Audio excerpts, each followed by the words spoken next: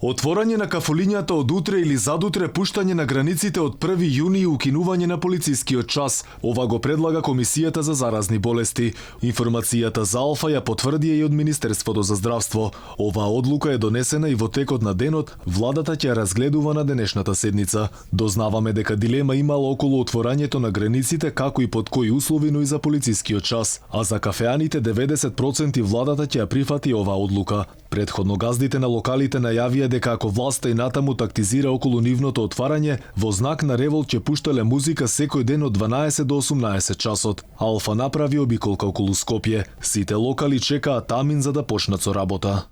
Добар дел од кафетериите, од рестораните ги подготвуваат своите угостителски објекти секако за почеток со работа. Секако, како што велат добар дел од газдите, после скоро 2,5 месеци пауза, редно време тие да се отворат и да се следи примерот како земјите од соседството кои ги отворија кафетериите и рестораните. Граѓаните сакаа да се отворат локалите, но добар дел од нив вела дека ние како народ сме биле многу недисциплинирани, на што според граѓаните мора сериозно да се работи. За нас народот ништо не треба. Оти ништо не поштуваме, да ви кажам право. Не поштуваме така, иначе треба греота се.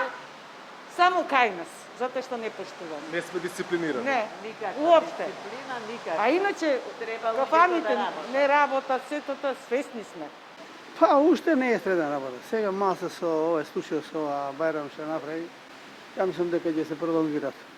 Пошто соседството веќе отвори дел од угостителските објекти.